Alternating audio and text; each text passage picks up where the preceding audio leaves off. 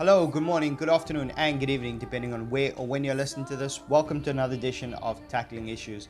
I'm your host, Morne, and yes, I know we haven't had much rugby content on the channel, but with the British and Irish Lions tour about a month away now, we will try and keep the content going as much as possible. Thank you for all those who viewed our videos on the channel. Thank you for your likes, thank you for the subscribers, and don't forget to share to all your friends. We will try and get more rugby content on this channel as soon as possible, which will bring me to today's top 10. It was roughly about a year from now that Jared Stewart and myself sat down and we built together a Springboks squad and a Lions squad that we thought would turn out for this tour. A lot has changed in about a year's time, and I will put our videos up in the links whichever side it's going to put, and we will try and get to review the squads that have actually been picked, where we went wrong. Maybe we made some stupid decisions, but that's for you guys to decide. To keep the content going, I'm going to start doing top 10s on this channel, but I don't want to do any random top 10s. I want to hear what you, the viewers, want me to do as top 10. So put it down in the comments below, or you can find me on Instagram, at Twitter, at Django_M87. But for today's video, I've gone into the archives of the British and Irish Lions tour. But enough of me talking here. I'll talk in what's coming next.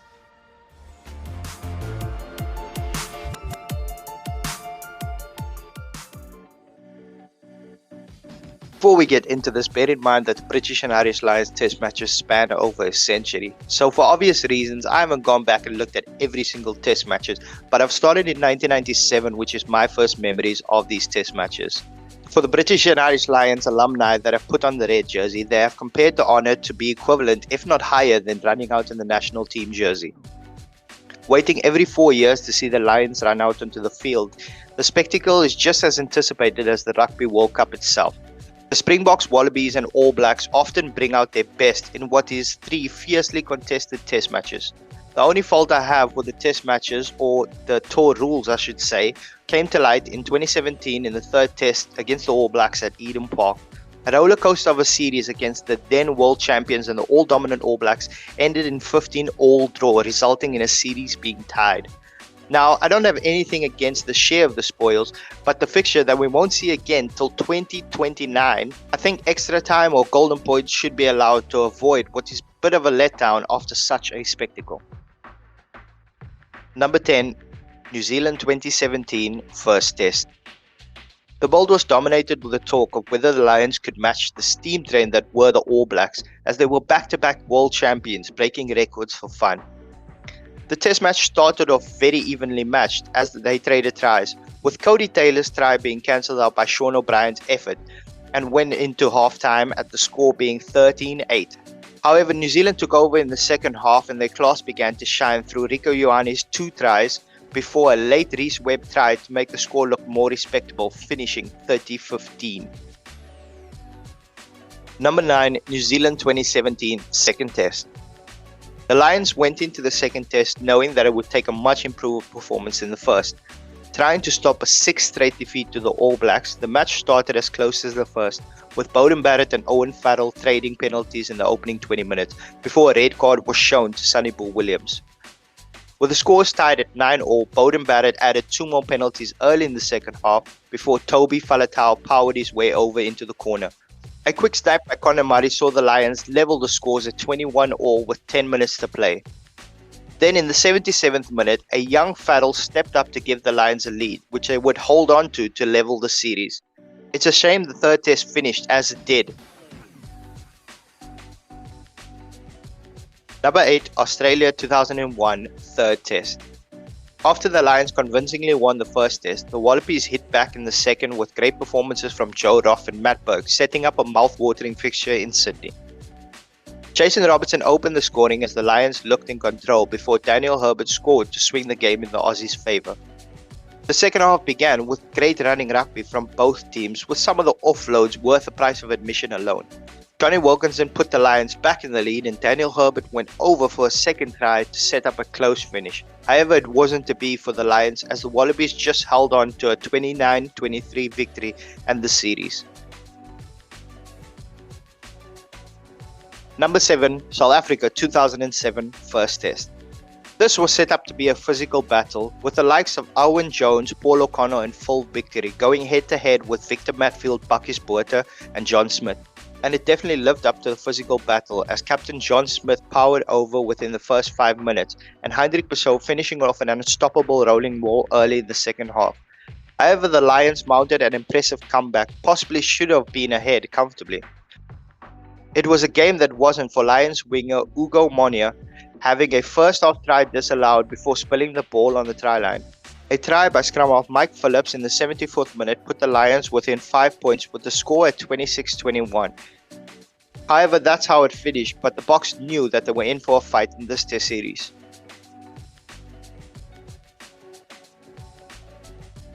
Number 6, New Zealand 2005 second test. Now, British and Irish Lions fans, look away now, because I know this is one test match you would like to forget, and I'm sure you've already forgotten, so I'm sorry to remind you. Coming off a difficult first test with the Lions lost their captain Brian O'Driscoll to a dislocated shoulder and only a Johnny Wilkinson penalty to show for it, they were ready to bounce back. However, it didn't go to plan. The second test is what I, and I'm sure many others, have now dubbed the Dan Carter Show.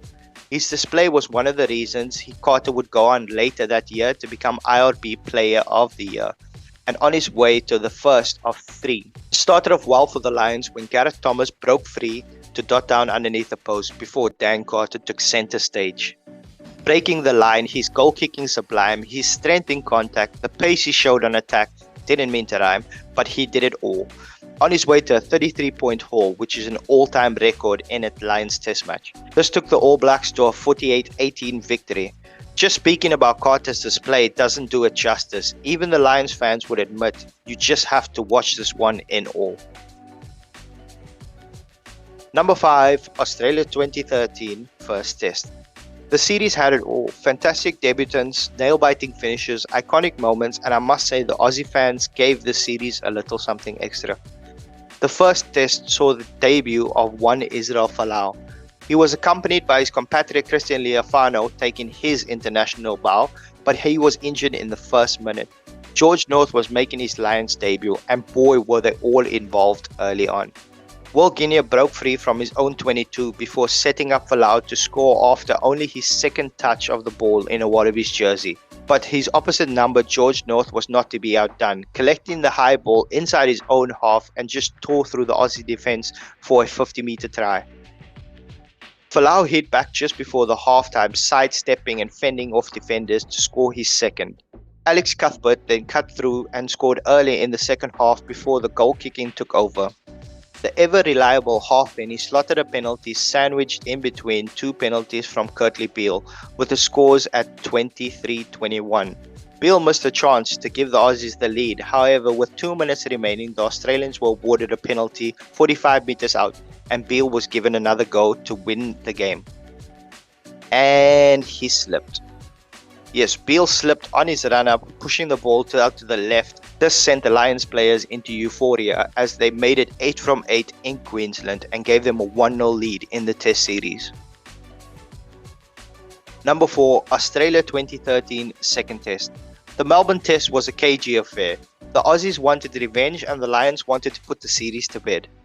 Leo Leofano's premature exit in the first test match might have been the difference, but he made his mark in the second, kicking 3 from 3 in the first half to keep it tight, with Lee Halfpenny kicking 4 penalties and hitting the post with another. The second half resembled the first test match as Folau began to hit his stride, finding a few gaps until the moment that I think all rugby fans remember. O'Driscoll threw the Regs pass out to George North on the left, with Folau squared up in front of him, and I don't know how to do this justice, and I don't have any words for it. George North, with ball in one hand, lifted Folau on his shoulders and proceeded to run another 5 meters before dumping him on the ground. I mean, North had the ball. What? Lost my train of thought there. Anyway, Halfpenny put the Lions ahead by 6 before Adam Ashley Cooper went over and Christian Leofano converted the try to make it 16-15. On the hooter, the Lions had a penalty on halfway and Lee Halfpenny took the tee. However, it wasn't to be with the Welshman as it fell short to send the crowd wild. Number 3, Australia 2013 third test match. The Lions started the test match on fire and they were eager to win the first series since 1997.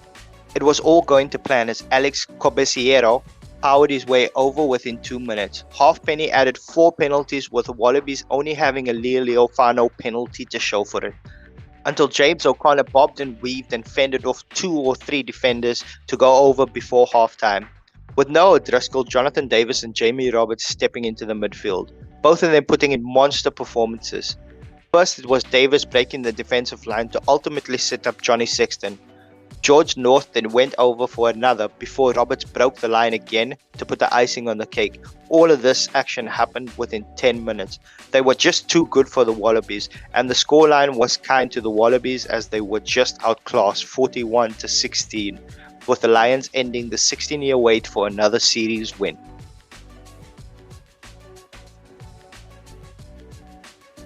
Number 2, South Africa 1997 second test.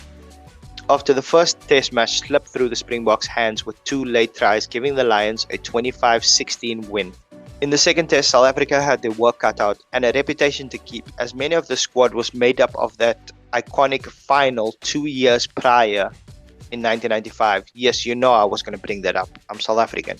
Neil Jenkins kicked 2 penalties before the late great Jos van der Westhuizen scored a try to make the score 6-5 at halftime in what was a fiercely contested 40 minutes.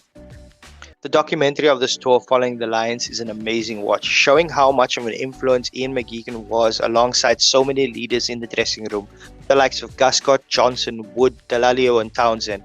The halftime team talk was an inspiring and moving scene, something you guys should definitely go back and rewatch. Although the second half didn't start too well for the Lions as Percy Montgomery ran over and Andre Gibert showed his great finishing, scoring in the corner with the score at 15-9.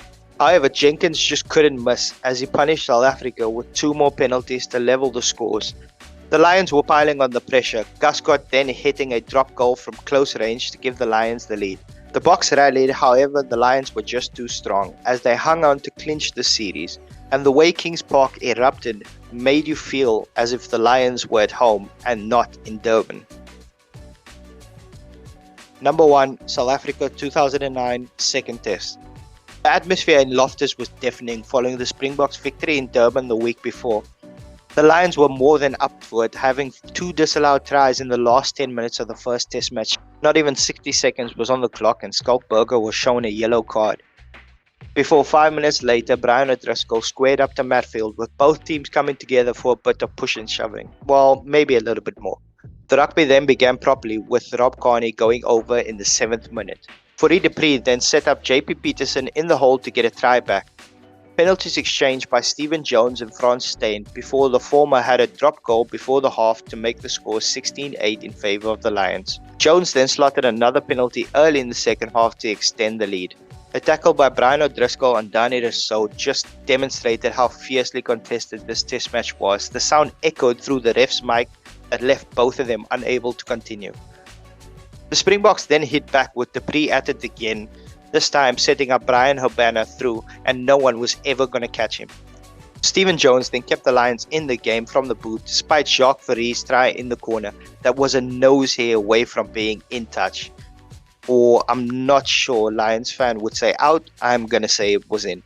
25 seconds left on the clock and the Lions gave away a penalty just inside the Springboks half and up steps my namesake Morne from 54 meters out. He made it look so easy as he slotted it over to seal the victory and to seal the series win. Well, there you have it. Comment down below and let us know what your favorite British and Irish Lions test match. Follow me on Instagram or Twitter at @Django_M87.